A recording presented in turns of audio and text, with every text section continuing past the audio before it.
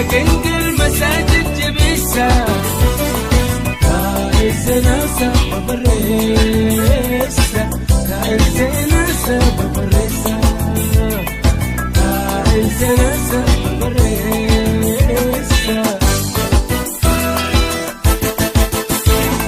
فالأنا الشفعت قاتو كوري دبي سينا دبي أفانتي ولا لا نوتي golpe began becom salure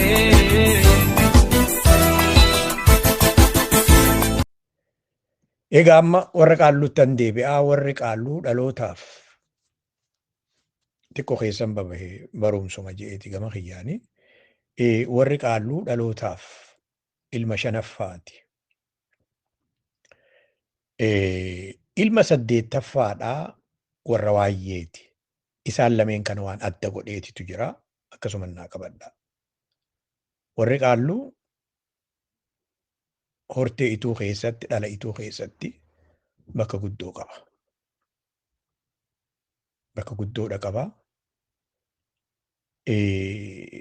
Bulmaata gadaa keessatti illee hirmaata guddoodha qaba. Taanirra warra kaanirra illee eebba qofaan illee odoo hin taane bulmaataan illee hirmaata guddaadha qaba. Warra qaalluu akka isaa faca'e immoo hin jiru. Wanni warra qaalluu addatti godha san qofa odoo hin taane warra qaalluu ja'a warri kaan keessa jira warruma eebbisu qofaan ja'a. Warra qaalluu akka ilmatti ka qabu akka ilmallee ilma shanaffaati.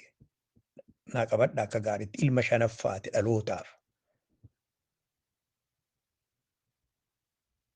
Lammiif gosaaf ibiddaaf ka qabu ituu qofa. Kanaatu adda godha. Ituu adda godha. Warra kaanirraa illee ilmaaf qabdi. Ilma dhalootaaf shanaffaaf dhalateefi fi warra qaalluu qabdi ituun.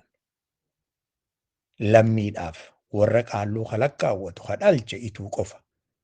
Akka eebbatti immoo lammii Oromoo hunda keessa jira qaalluun eebbiftee ija warra eebbaati.